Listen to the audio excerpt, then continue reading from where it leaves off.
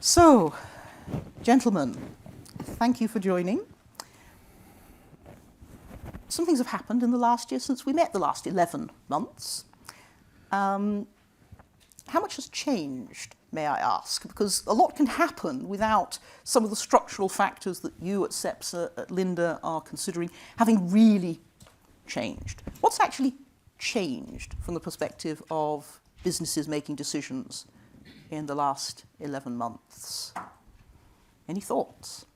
I think that if I take a further step back, I lived in Asia for 10 years. I came back to Europe 3 years ago from China at the time. And when I came back to Europe 3 years ago, everyone was talking about we must do. And then I saw more and more people saying we will do things. And a year ago, I think there was a lot of things more into we are in the process of doing. And I'm very proud to be here today, back, very happy to be back here and saying we have done a number of things. So we are in that process, which I think there also has been a kind of sobering there also. You know, a year ago we saw an enormous amount of MOUs being signed. It was a lot of greenwashing and so on. And I think that we have seen a much more screening, so more realistic things coming out today. I can quickly just share a few things that we have done in our company, and we're working all across this. So we work with energy efficiency, we work with low carbon fuels, we work with carbon capture, and with hydrogen. We're quite big in hydrogen, probably the biggest in merchant hydrogen. So we work a lot with big steel companies for energy efficiency, with Baowu, with ArcelorMittal, and so on. If you look at low carbon fuels, sustainable aviation fuel, for example, that Miguel is very much into as well. We work with Fulcrum in a project now in Nevada with municipal solid waste that we are transforming into sustainable aviation fuel. And then if you look at carbon capture, first time I came across carbon capture was 30 years ago, and not too much has happened. But now, you know, there is something. Maybe it's a ketchup bottle, I don't know, but there is something really happening. So we announced a huge project in Texas with OCI for making, from in our scope, it's about blue hydrogen. So it will be blue ammonia. And we are putting $1.8 billion into that. So that's a big thing connected to IRA, of course. But we announced a few days back a big carbon capture and utilization project with Heidelberg in Germany, in the northern part of Bavaria.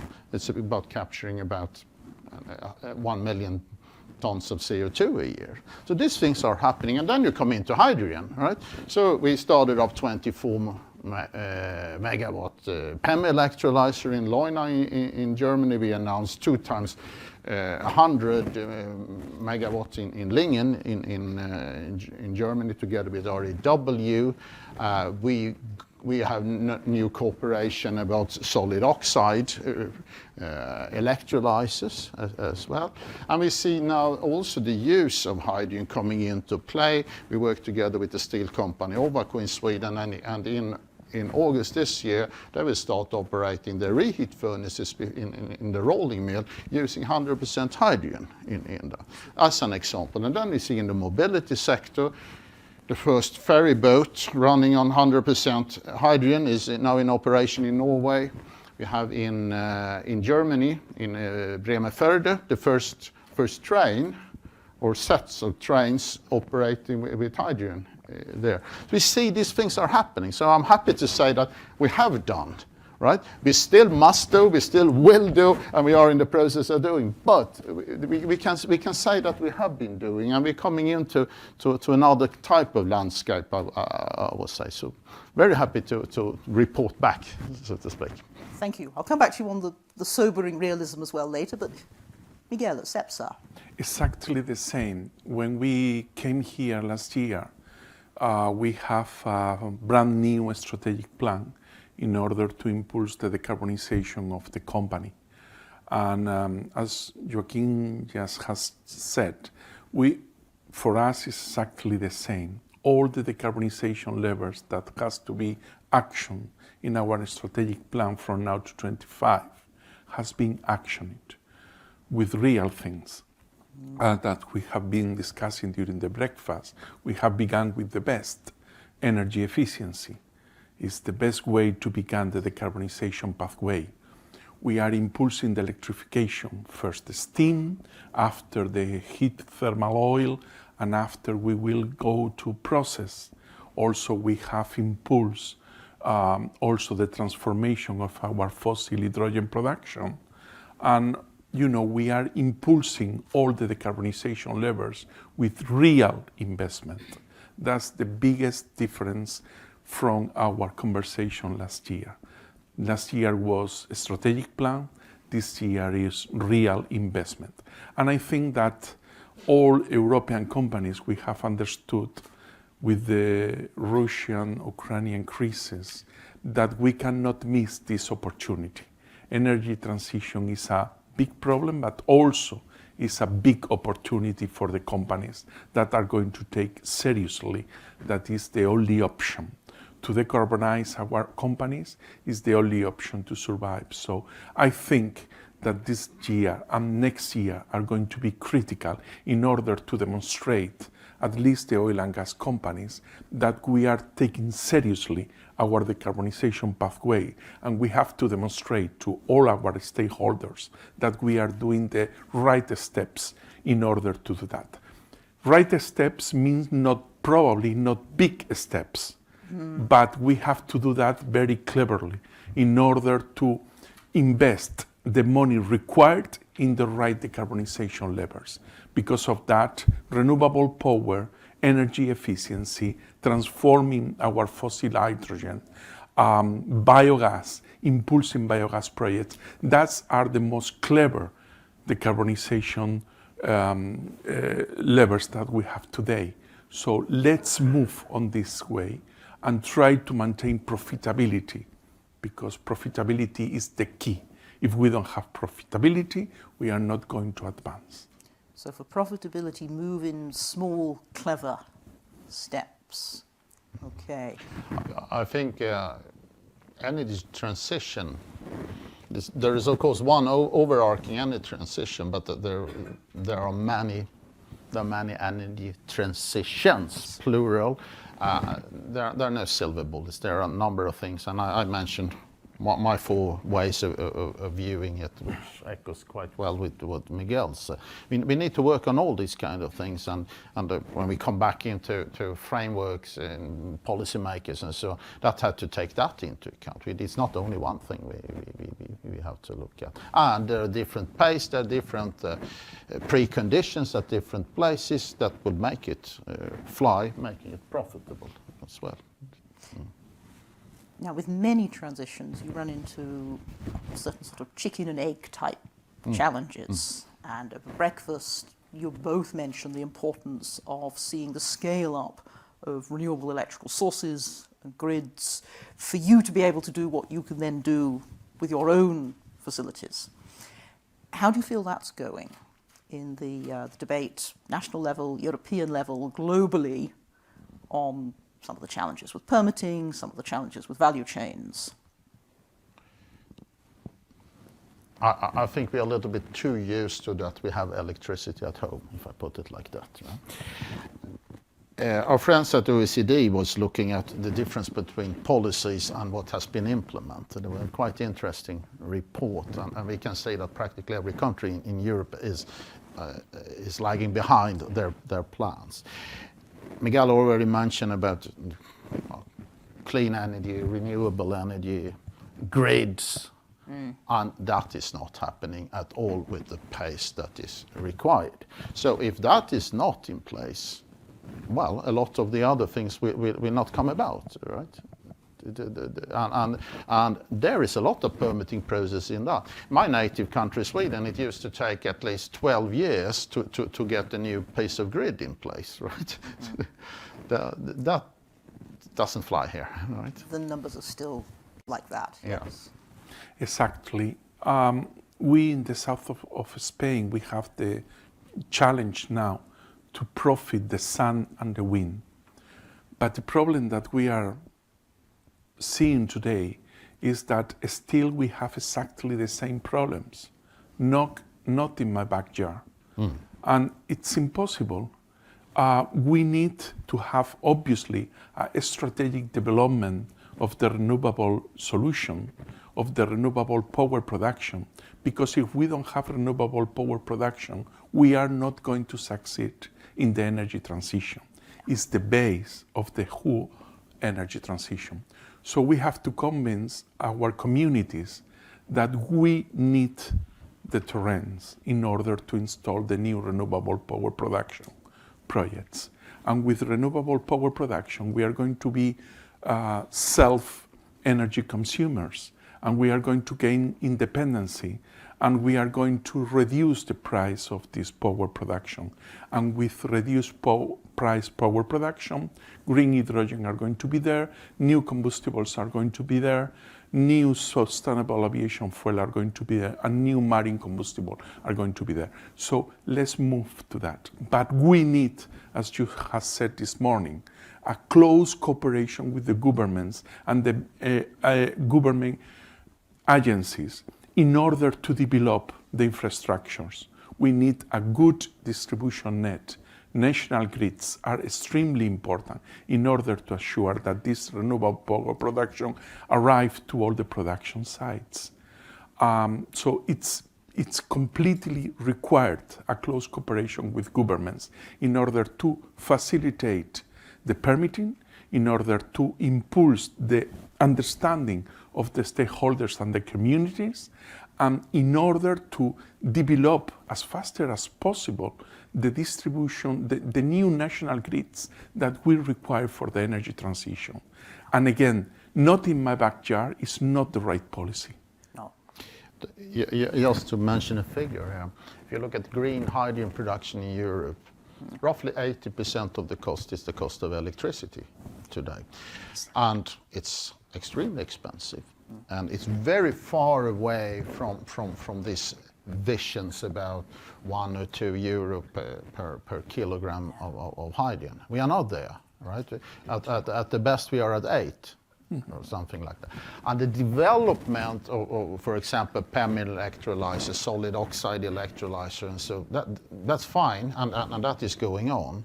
But that cannot compensate for these high electricity prices. No chance. And then back to what we say about government. Government have to fix these things, and might also be that not only talking about capex but about opex somehow, which is much more difficult for governments and funding bodies. Yes. Now, I'm not saying that the US has fixed its renewables permitting challenges either, but what has the signal of the US IRA, do you think, been to governments in the countries where you're working? Obviously you have business in the US too, but and how has that helped move forward the debate with government? What I can say is what you so very well captured, Jess. It's simplicity, and there is not a. You have the sliding scale, so it's not religious about if I use these colors. I'm not a fan of these colors, as but that we can find solutions for it, and I think that look how fast they managed to implement these things and get projects up running on large scale. As I mentioned, we put in 1.8 billion into a project and as part of a project, right? That's big stuff happening. So it has been a what should we say, a forthcoming bureaucracy around it. But then, of course, it's extremely important, as you also mentioned, about the predictability, and we feel that this is stable over time. Yeah. So it doesn't change when if there's a new whatever government administration or anything like that. That is a long-term commitment, and of course that in talking about Europe, that we have the same system across also, so you don't have all these local games going on, right? What have you at Cepsa thought about the IRA and discussed about that with governments who you talk to around in other jurisdictions? We think that we cannot miss this opportunity, so we cannot permit ourselves to move renewable projects to US. We need to develop them in Europe. So we have to copy, and we have to copy the simplicity, and we have to copy the focus on renewable energy and energy supplies. So we need to do as much as we can as Europe in order not to miss this wave. And we cannot miss it.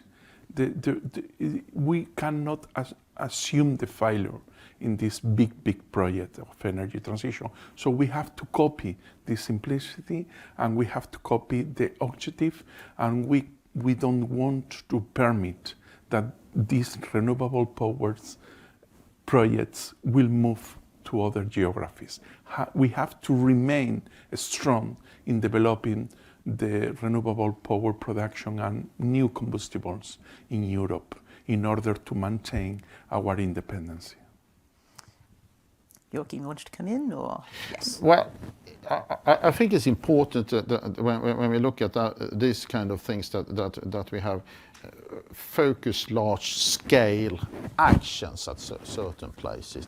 That is doesn't get thinned out too much.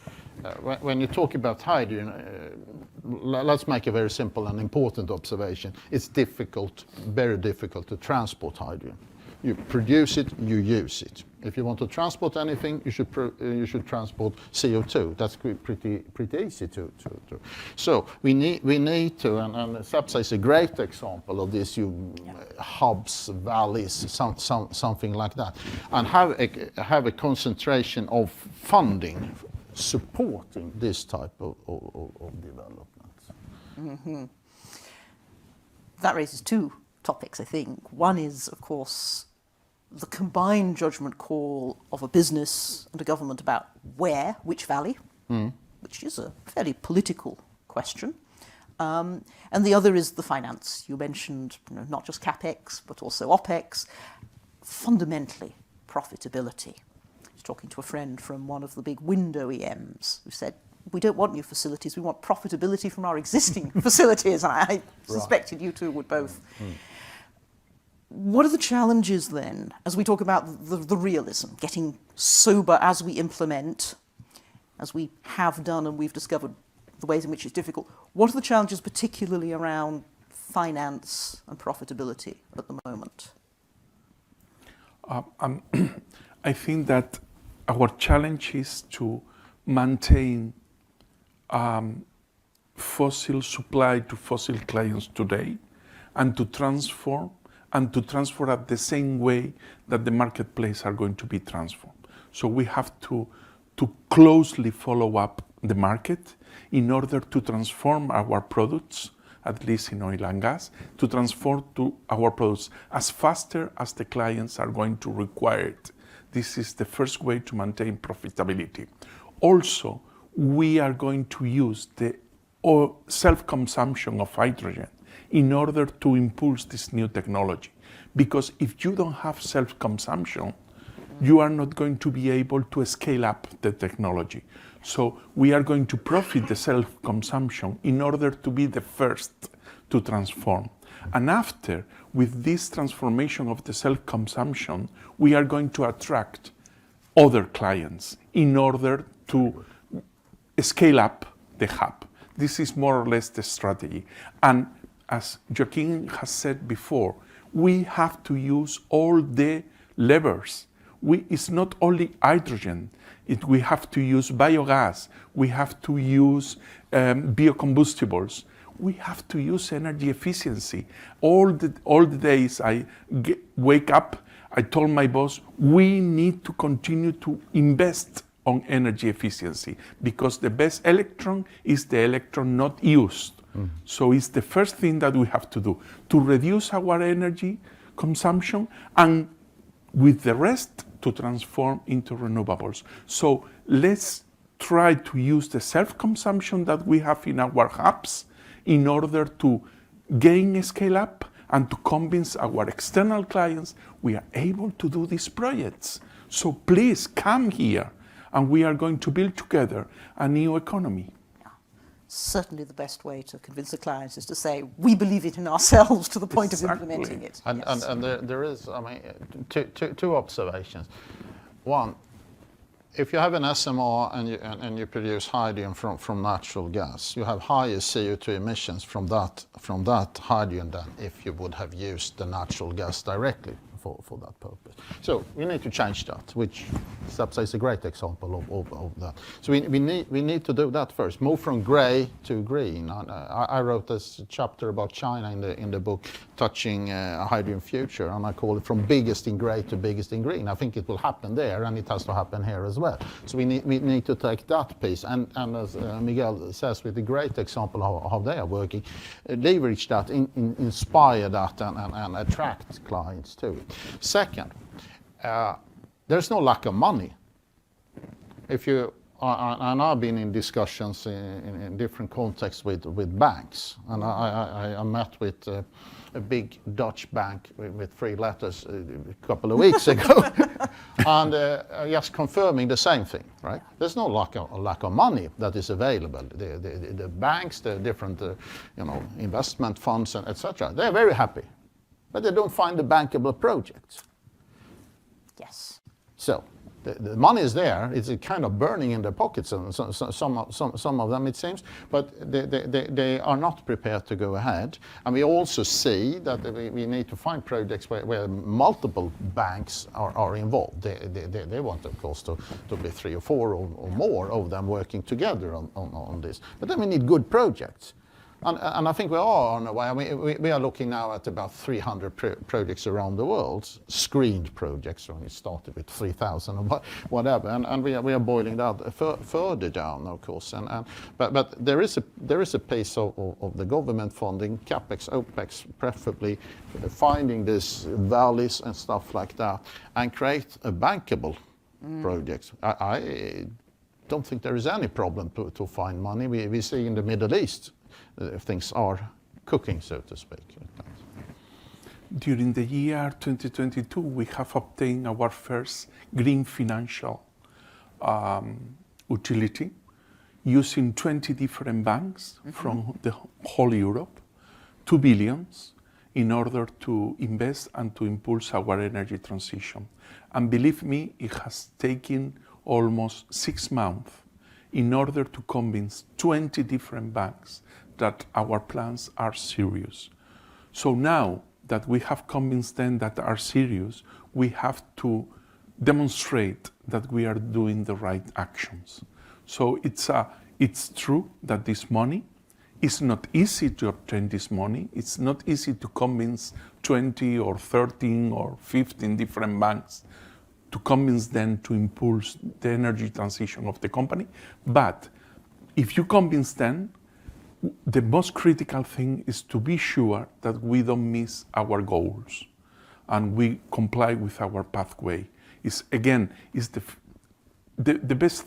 best way to impulse it is to demonstrate that we are doing the right things. So promising strong outcomes, but not over-promising. Exactly. This is the best news I've heard in a while, Exactly. Miguel. 20 banks, and 6 months sounds to me, quite a short time to have achieved that. Yeah. And the key is, of course, once they've done it once and you've delivered, this will be so much easier to do again. But also, when we look at this, and maybe it sounds like I'm speaking from a biased point of view, but with all due respect to startup companies and so on, it is the bigger companies that are possible to have the possibility to take the lead and working together. We see that, and there could be also very nice combinations. I think a word nowadays coming back again, I would say, is symbiosis. And we can see we can see production of green hydrogen, we can see carbon capture and utilization. That utilization is with the neighbors and so on. And that is typically big companies coming together and then getting government funding, going to the banks, acting as examples, but also acting as the ones where we can then add the smaller companies as off-takers around, as with the Cepsa projects in Spain, for example.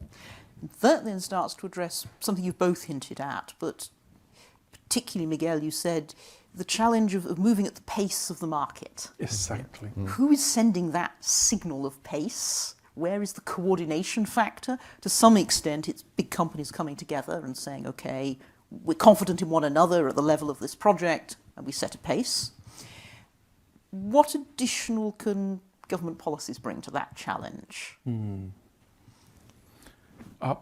Our experience is that our clients are eager to sign alliances in order to assure that they are going to have the renewable combustible that they need for the energy transition project. But again, some kind of government support, it will be very much appreciated in order to impulse these alliances. The energy transition, we have to work on the whole value chain. Suppliers, producers, and final clients. We have to work all together. And our feeling is that for the government, it's much easier to go to the big companies, to the big energy companies, like the new cash cow, instead of going to the final clients. Obviously, final clients are boats, so it's more difficult for them. But if we want to succeed in the energy transition, we have to work together in the whole value chain. So to create alliance with suppliers, technology suppliers, equipment suppliers, and to create alliance with final client, like, for example, the alliances that we are impulsing with British Airways, with Bay Area, with Air Nostrum, in order to develop the new sustainable aviation fuel solutions in Spain. That is very important for our market. Alliances with marine shipping companies is extremely important. Alliances with heavy road transportation companies is very important. So we are all committed, but some kind of government support from Europe, it's extremely important. We see something happening more and more, and that is that the market, the takers, are prepared to sign up for making it happen. Right? We say signed agreements of the longest I've seen now is 7 years. We are prepared to buy from you for 7 years from a plant that does not exist yet. Yes. So I think this is coming around actually, but we need the other piece, right? So the governments and a sustainability in that, predictability. Do you feel you're able to communicate that need? I mean, this is where listening to people like Lamy and others, I hear them, they understand the question, but they don't have experience of directly running businesses that are making these decisions together with other businesses on a commercial basis. How good is the communication? Yeah, and how good is the understanding? I think, absolutely, yes. I think we definitely can improve a lot when it comes to communication and in a good way educate. I think it's better. Again, taking my 3-year perspective, it's way better now. 3 years ago, everyone thought about hydrogen. All right, hydrogen, that is natural gas minus CO2 emissions. It's not, right? It's something completely different. And they thought, oh, you can use it everywhere. No, you can use it for some things. That's great, but not for other things. And we think we have reached certain points, but still, I think that there is the understanding could be better. It could be better to understand what are the fundamentals back to. I mean, the real backbone for a lot of this, we already discussed it, is that we have renewable electrons, viable renewable electrons. And you can talk as much as you want about these other things. If you don't get that you have to get in place first when it comes to. And I think that many politicians across Europe and other places, they have jumped ahead and don't understand that maybe we need to focus here first. And that process we need to help. And it's on its way, I would say. It's better now than in the past, but still. Permit me one example. When I remember the first meeting with these 20 banks was to explain them what is scope 1, scope 2, and scope 3. Interesting. Yeah. In this auditorium, probably 100% of the people understand these concepts, but the people that has to borrow you the money, they didn't understand this concept. So I remember that the first meeting was 2 hours meeting, explaining then what is scope 1, scope 2, and scope 3, and why CO2 is related with the climate change.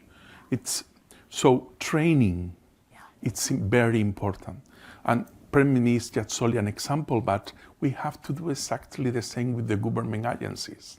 There is excellent technicians, but probably we need to do exactly the same training with the government agencies in order to make them understand how important is electricity in this energy transition process, how important is to maintain our commitment with present and future clients.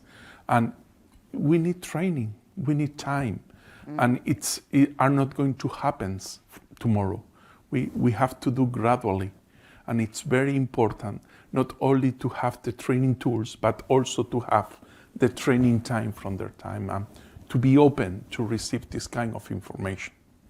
Are you inviting people from banks, and you're inviting policymakers to visit projects? I mean, do you have a proactive education? Yes. Okay. In the good way, as Joachim has said, obviously, but you know, they have many things to do. So it's important to be focused. I think they are improving. I mean, some I talk to are also have very good understanding. So it's a mix. It's a mix there for sure. Would you include in that process? Robin mentioned, you know, the climate movement is now a political force, and there are many protesters.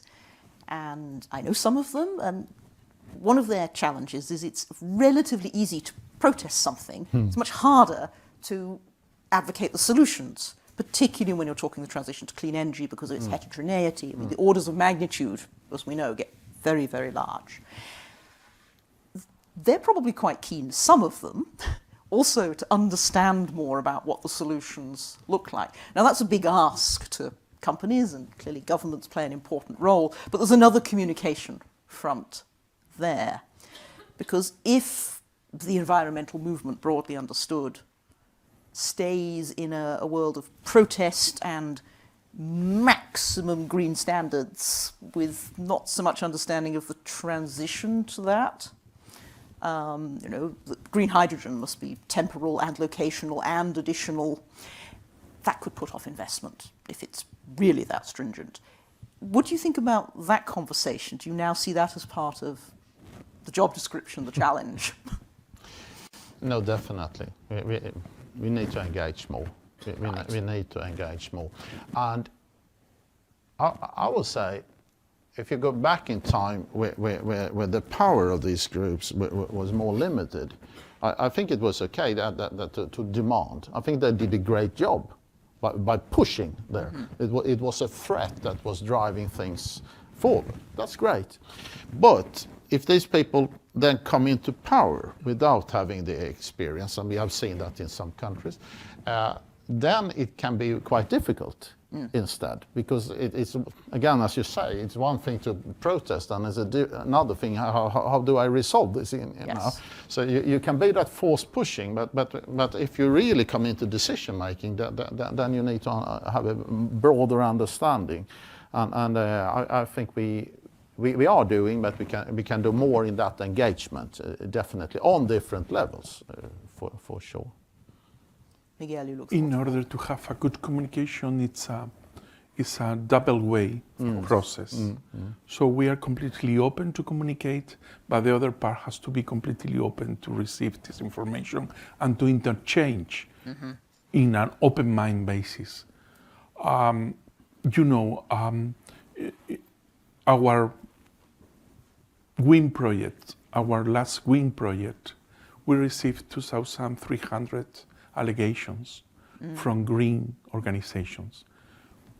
19% of them were copy, pass and copy, pass and copy. But we have to answer the 2,300. You have to. Even if they are paste and copy, you have to answer the 2,300 allegations.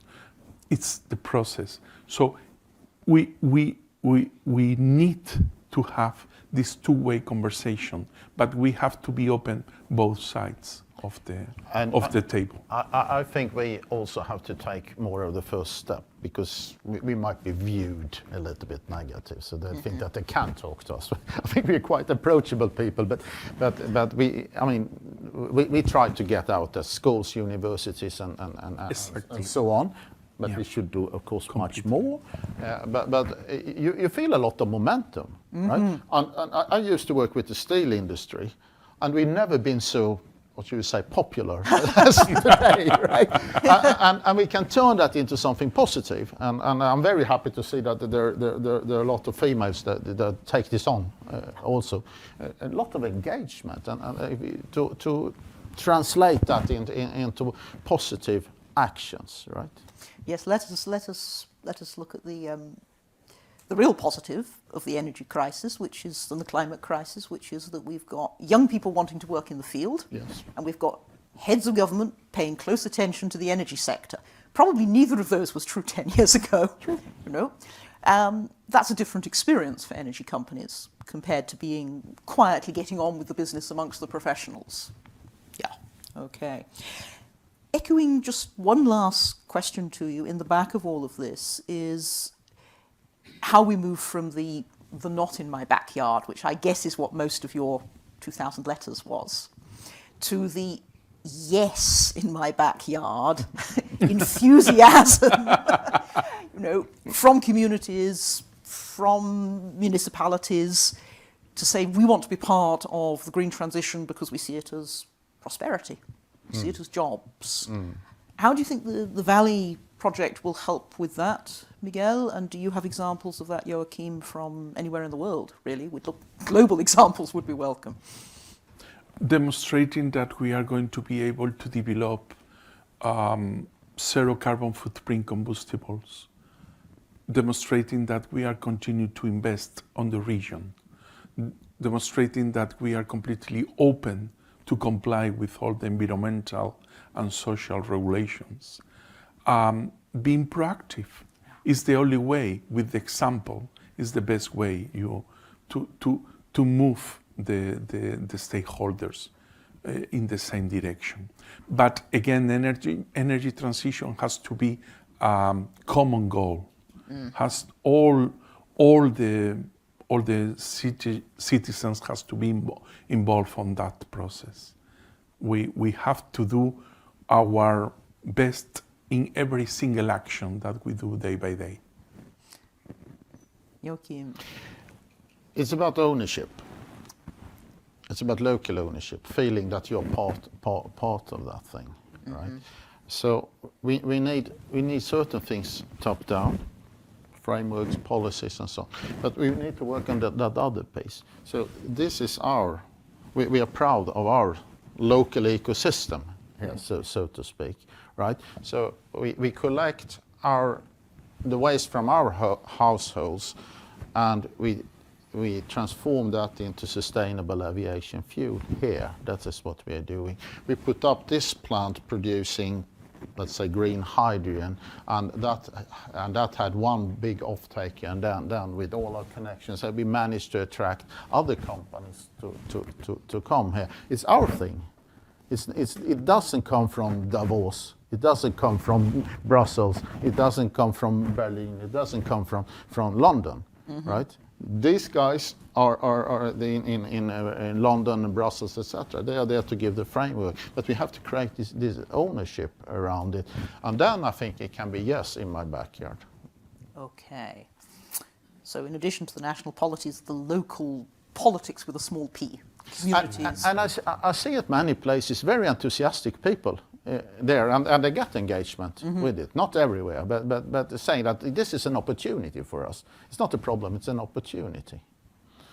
So particularly if you're a bit further out in the provinces, so to speak, of course.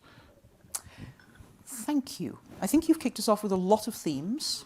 Some things have been done and are happening. I like very much your 20 banks. And that brings us to a next phase of challenges. And I keep hearing versions of the word proactive here. From government, from businesses, in communication, as well as initiating projects. I think those topics will come up again and again. But for the moment, we have a brief coffee break so that everybody can refresh the level of caffeine before we come back and dig into some of the topics. Miguel, Joachim, thank you very much for that. Thank you. Pleasure. Thank you.